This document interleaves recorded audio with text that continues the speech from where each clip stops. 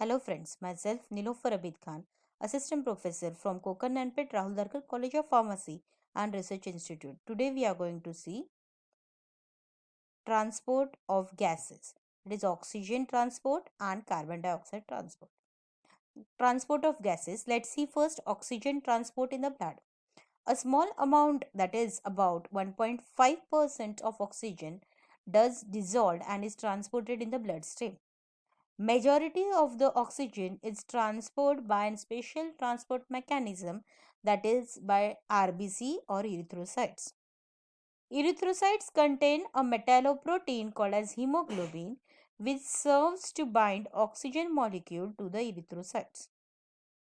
Heme is a portion of hemoglobin that contain iron. Heme binds oxygen. One erythrocyte contains 4 iron.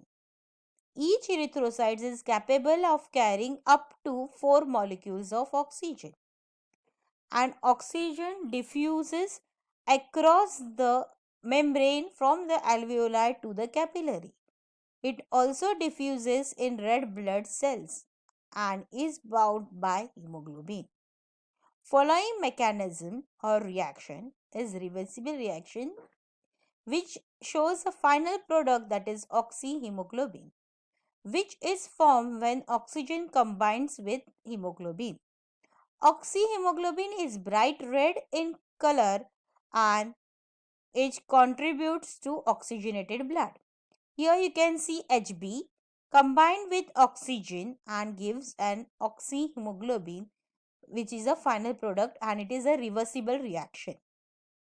Next, transport of carbon dioxide. It takes place by three mechanisms. One is by dissolved carbon dioxide, one is by bicarbonate buffer, and one is transport by binding it with erythrocytes. The first mechanism of carbon dioxide is transport is by blood plasma. Some of the carbon dioxide is dissolved in blood plasma. The second mechanism is transport in the form of bicarbonate, which also dissolved in the plasma. And the third mechanism of carbon dioxide is similar to transport of oxygen by erythrocyte. Dissolved carbon dioxide, first mechanism. Let's see. A small fraction, about 7 to 10% of carbon dioxide, that diffuses into the blood from a tissue in a dissolved plasma. The dissolved carbon dioxide then travels in the bloodstream. When the blood reaches the pulmonary capillaries, the dissolved carbon dioxide diffuses across the respiratory membrane into the alveoli, where it is exhaled out during pulmonary ventilation. Next is bicarbonate buffer. A large fraction, about 70% of the carbon dioxide, is removed from in the form of bicarbonate buffer. Carbon dioxide molecules that diffuses into the blood in transport to the lungs as bicarbonates. Most bicarbonate is produced in erythrocytes after carbon dioxide diffused into the capillaries and subsequently diffused into the red blood cells.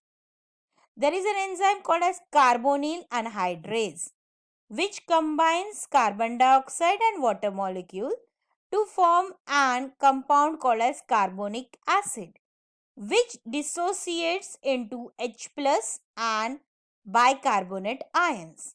The bicarbonate ion tends to build up erythrocyte so that there is a greater concentration of bicarbonates in erythrocyte than in surrounding blood plasma.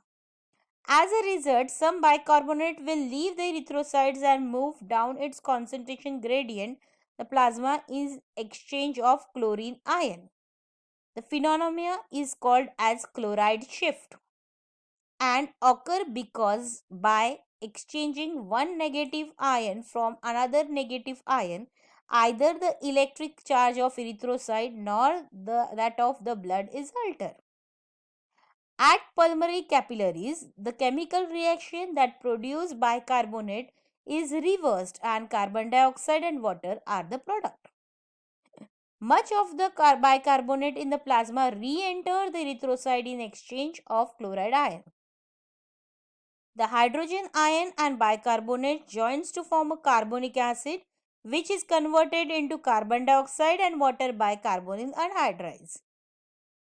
Carbon dioxide diffuses out the erythrocytes and into the plasma, where it can further cross across the respiratory membrane into the alveoli and exhaled out.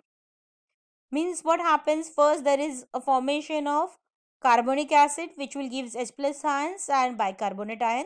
This bicarbonate ion with the chloride shift will be exchanged between the erythrocytes and plasmas, and this exchange goes on.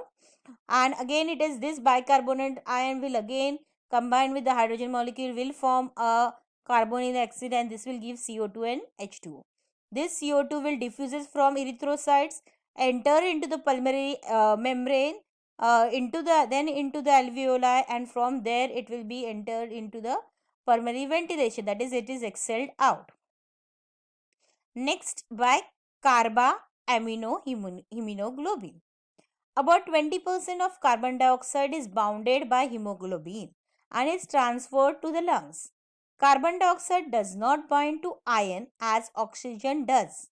Instead, carbon dioxide binds to an amino acid moiety portion of hemoglobin to form carba-aminohemoglobin.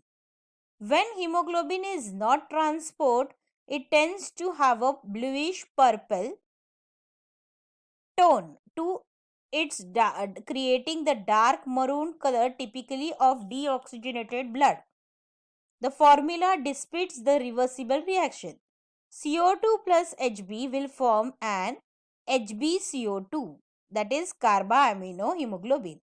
Similar to the carbon dioxides of oxygen by heme, the binding and dissociation of carbon dioxide to and from hemoglobin is dependent on the partial pressure of carbon dioxide. Because carbon dioxide is released from the lungs, blood that leaves the lungs and reaches blood tissues and has a lower partial pressure of carbon dioxide than it is found in tissue. As a result, carbon dioxide leaves the tissue because of higher partial pressure, enters the blood, and then moves in red blood cells binding to the hemoglobin. This carbon aminohemoglobin, instead of binding towards the heme group of hemoglobin, it binds to an amino group and thus form a carbon amino group, and because of which there is a bluish purple color in the blood. Then again you can see this is the movement occurred due to the pressure, partial pressure.